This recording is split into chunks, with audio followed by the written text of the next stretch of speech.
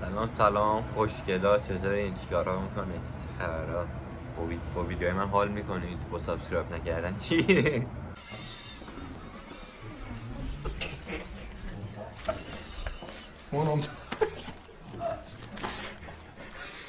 سابسکرایب کنید، لایک بکنید، مرسی. آقا این today's ویدیو امروز در رابطه با اینه که چرا من فکر میکنم که قوانین اصلا در کانادا منصفانه نیست و این مش چرت و پرت. حالا من اینجوری فکر نمیکنم، اکثریت اینجوری فکر میکنن. حالا من دارم چون که چنل خودمه و ویدیومه دارم میگم چطور من فکر میکنم، ولی خب اکثریت اینجوری فکر میکنن. ببینید، بسم الله الرحمن الرحیم، سام عابدی هستم. جون این مدیران خب قوانین اسلحه اینجا چرته، مزخرفه و عادلانه نیست و منصفانه نیست. علت اینه که دولت بدون هیچ اجازه‌ای، بدون هیچ رأی‌گیری، بدون هیچ درخواستی هم مردم فکر شما چیه، نظر شما چیه، واسه خودش در بیشتر زمینا میبره، میدوزه، همه کارا رو میکنه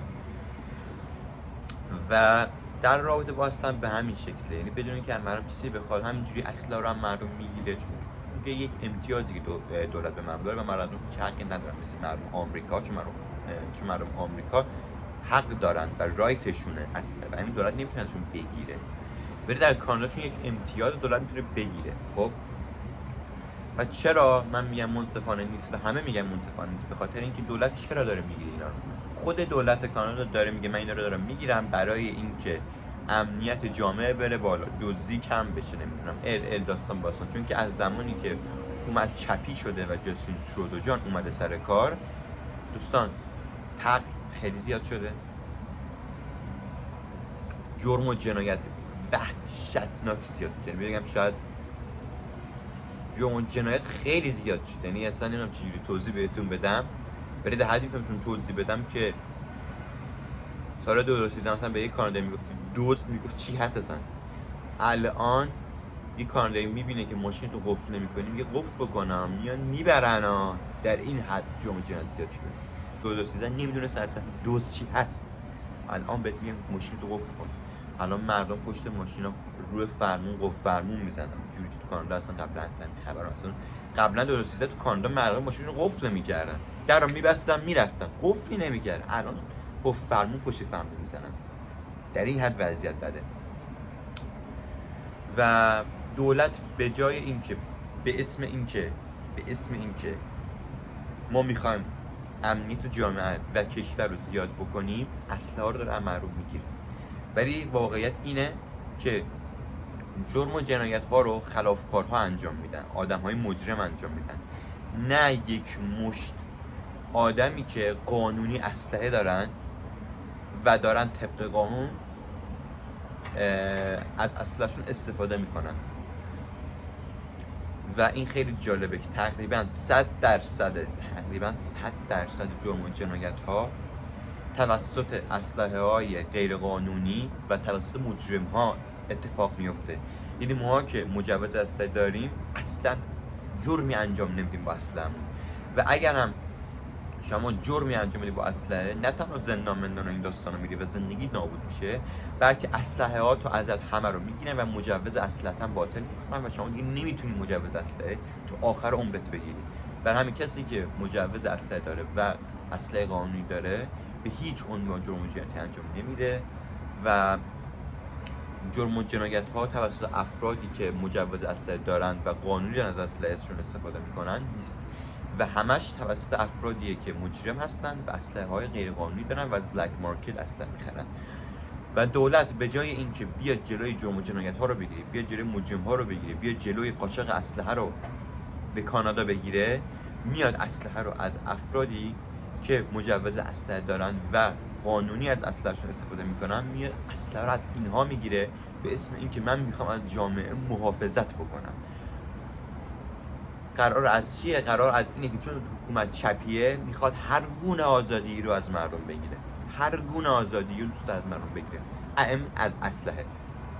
و این یک بهونه شده دست دولت که بیا اسلحه رو از افرادی که مجوز دارن و اسلحه قانونی دارن مثل بنده حقیر بیاد و اسلحه‌شون رو بگیره. این خیلی مسخره است. و برای همینه که ماهایی که مجوز اسلحه داریم و یا افراد دیگه که در کانادا زندگی میکنن باور دارن که این قوانین اسلحه در کانادا بسیار بسیار غیر منطقی و چرته، چون اصلا میاد دولت اسلحه رو ما میگیره در صورتی که اصلا ما جرمی انجام نمیدیم. بعد بره اسلحه رو از اشخاصی بگیره که مجرم هستن و جرم انجام میدن، نه از ما که مجوز داریم و جرمی انجام نمیدیم. و این کار دولت دقیقاً هدر دادن انرژی، هدر دادن پولی که برای این قانون گذاری مصرف کرده و چیزهای دیگه است و هدر دادن وقت خود دولته. یعنی اینا میشینن کلی صحبت میکنن، کلی زمان میذارن، کلی میرن تو مجلس که چی، که این قانون رو تصویب بکنی. برادر من این قانون که اصلا کار نمیکنه. شما به جای اینکه وقت رو بذاری برای این قانون چرت، برای این قانونی که اصلا کار نمیکنه، برای این قانونی که اصلا میخواد اسلحه رو از افرادی بگیره که اصلا جرمی مرتکب نمیشن و آزادی از اونها کم میکنه، به جای که این همه وقت و پول و انرژی رو صرف این قانون چرت و به درد نخور بکنه، بیاد این قانون رو، بیاد این پول رو، بیاد این انرژی رو صرف یه قانونی بکنه، صرف یه کاری بکنه که واقعا کار میکنه. مثل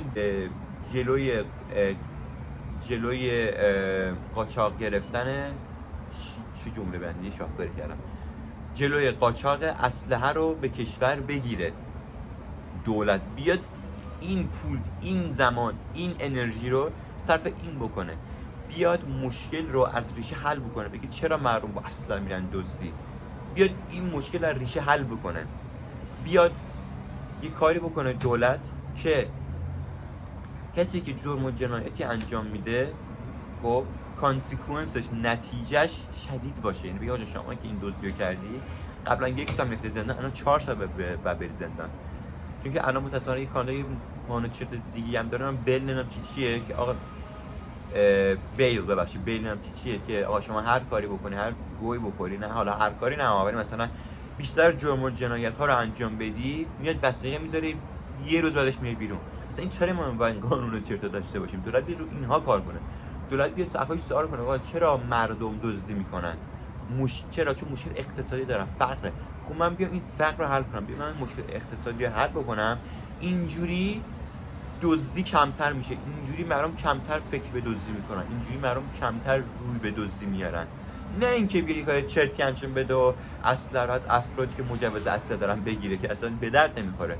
اینها میان اینا اسلحه از افرادی که به شکل قانونی اسلحه دارن و مجوز دارن میگیره دولت، ولی دوستها و مجرم‌ها و کسایی که خلاف انجام میدن به ریشه دولت عملاً دارن میخندن. چون که اینا میگن اوکی دولت قوانین اسلحه رو برای کلا در کانادا سخت‌تر کرد، ولی ما که اصلا از اولش هم از قوانین اسلحه به قول مثال دنبال نمی‌کردیم. حالا دولت چه مسخره بازی داره انجام میده؟ اصلا ما که از اولم دنبال نمی‌کردیم قوانین اسلحه. حالا این کاری که دولت کرد یعنی چی؟ اصلا جوکه، واقعا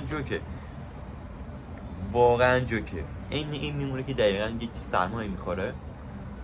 خب دولت کانادا کلا اینجوری کار میکنه، یکی داره سرمایه میخوره، شما به جای اینکه بیای بهش بگی آقا جان چرا داری سرمایه میخوری فرت ولی کاپشن بپوشی که دیگه سرمایه نخوری، به جای اینکه این کارو بکنه هر روز میاد بهش 20 مدل دارو سرمایه خوردگی میده. این درست نیست. تو بگی آقا جان تو چرا دست من بچه به تو باید دارو سرمایه خوردگی بدم، شما چرا داری فرت سرمایه میخوری؟ اوکی به این علت خب احمق جون باید کاپشن تنت بکنی که دیگه سرمایه نخوری. دولت کانادا متأسفانه اینجوری فکر میکنه و این خیلی افتضاحه.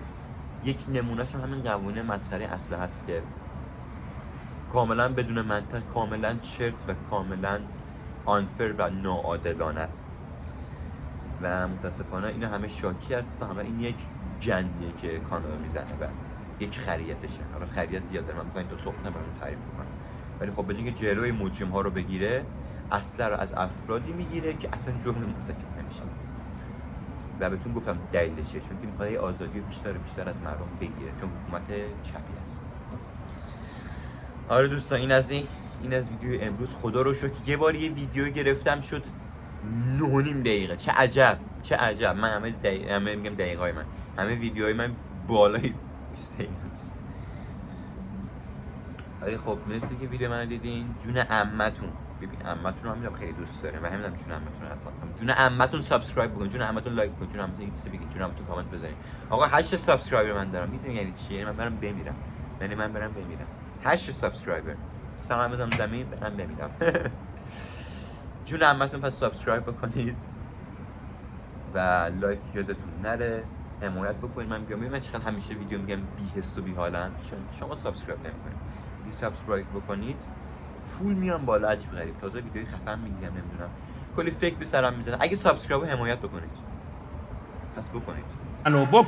بکن منو بوس. خب این آهنگ اگه تو قزوین اجرا بشه یارو سر دومی کارشو کرده. یارو دیگه طاقت نداره وایسه تا چهارمی که بگه ای بابا این ما رو بوس کن، ما اشتباه گرفتیم به خدا. حمایت رو فداتون.